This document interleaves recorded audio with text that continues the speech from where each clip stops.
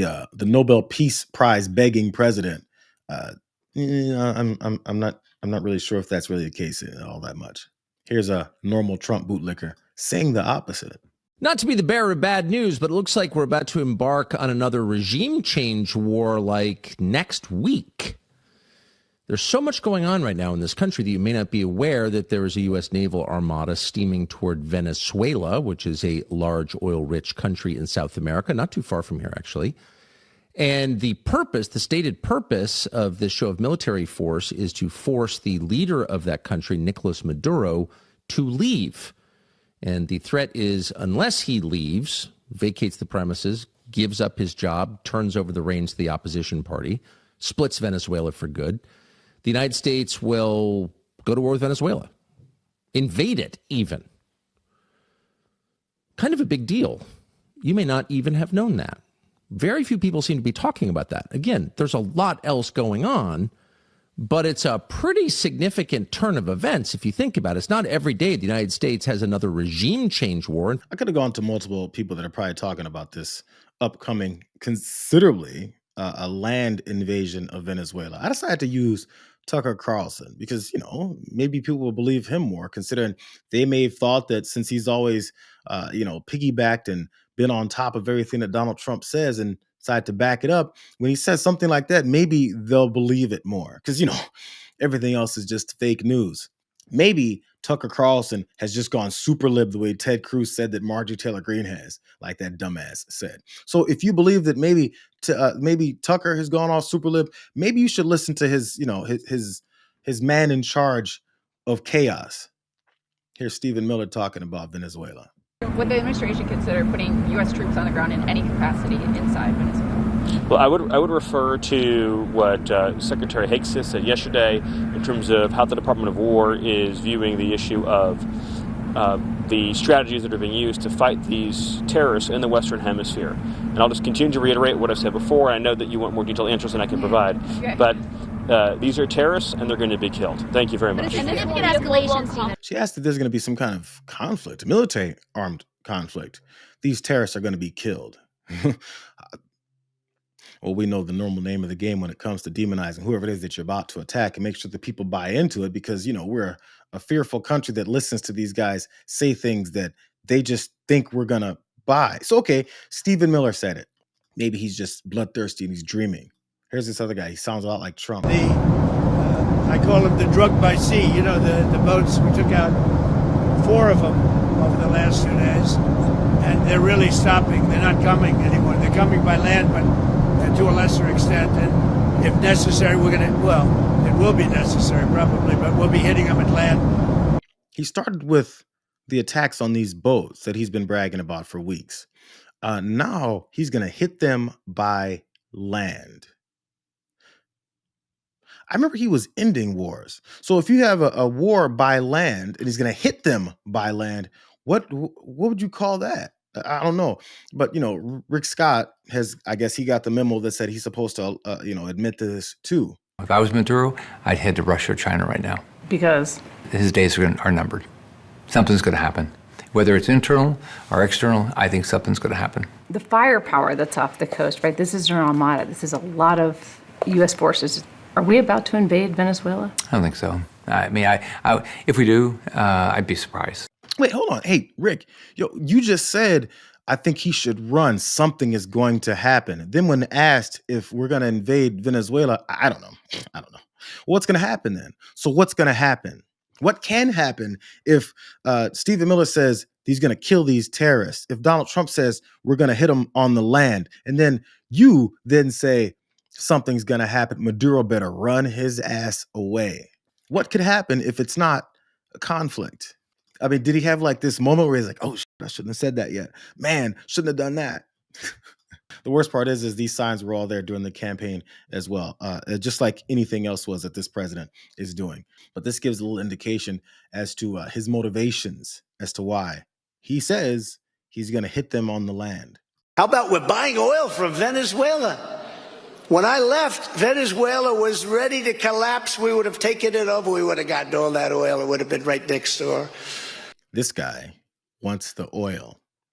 I mean, I'm sure there's all other kinds of resources that he'd also like to take. This is what colonizing people do. This is what invaders do. This is what dictators do. This is why he has no interest anymore, in case you haven't heard him talk about Vladimir Putin in a very long time, invading a sovereign country and trying to do anything that he wants. And then once that country fights back, he goes, "Why are you fighting back against such a bigger power than you? Don't you know that you're supposed to roll over?"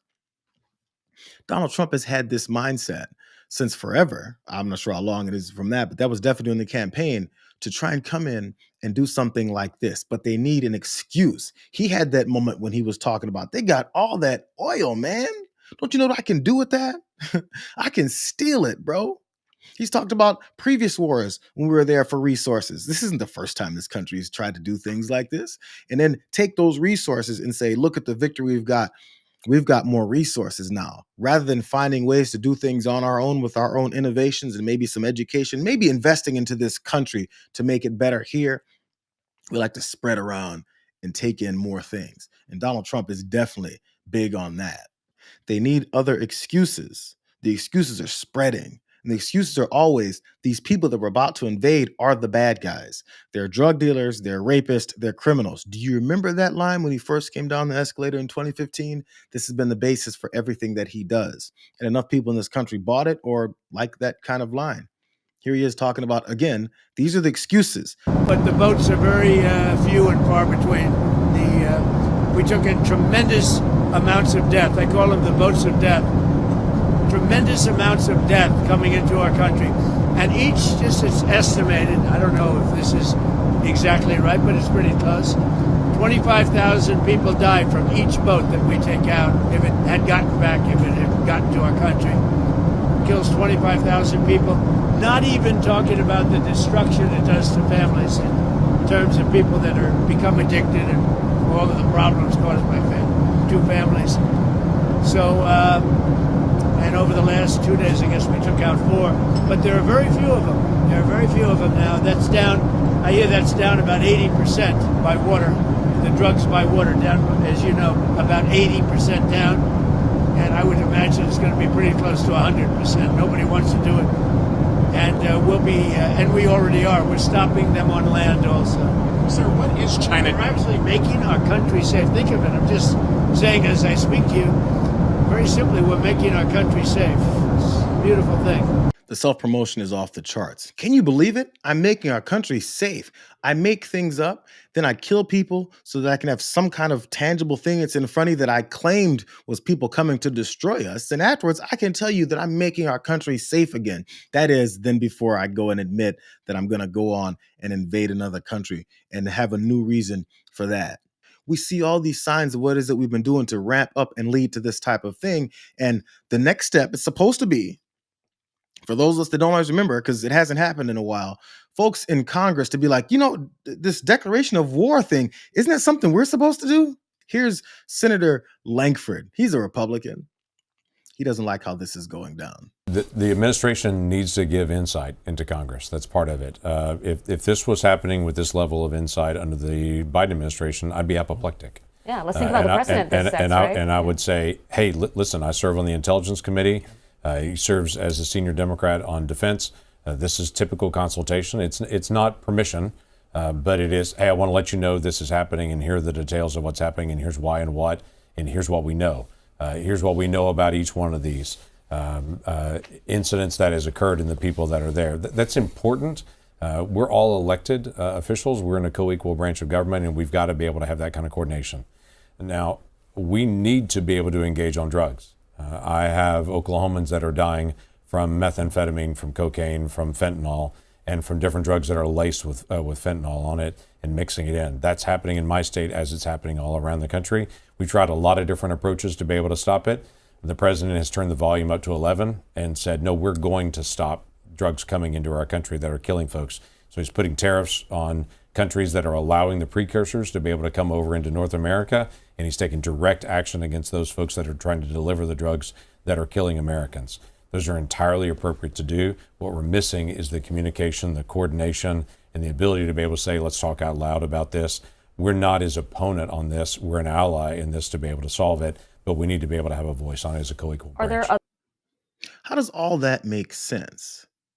You notice every time a Republican has the slightest bit of disagreement with what Donald Trump is doing publicly, they have to then talk about how great he is, what he's doing is great. We actually agree with him on 98% of it. It's just these very little 2% that we don't agree with him on. And that last 2%, we're going to say that we don't agree with him on it. And then afterwards, we're going to let him do it anyway. What's the point of saying it? What's the point of saying that you would have been apoplectic if Joe Biden was doing this? If Joe Biden was doing this, would you be apoplectic and then go back to sitting in your corner, not saying anything else about it, not doing anything else about it? Instead, he's killing people indiscriminately, and we don't have any kind of authority over this. We're not declaring war. So as he's killing people, and then we don't like that part, at the same time, the people that he's killing is trying to stop an end to this whole drug trade that's happening in the United States where we're receiving drugs. Why are you, while you're saying he's doing wrong things, then cleansing the things that he's doing right afterwards? Someone would think that Senator Langford is on board with these killings because he just said Donald Trump is doing something to stop the drug trade. What is he doing to stop the drug trade if what is that he's doing is he's killing innocent people without your endorsement, without you signing that declaration of war? So I guess Langford's going to be apoplectic once the Venezuelan war starts and we go ahead and hit the ground running. I'm apoplectic.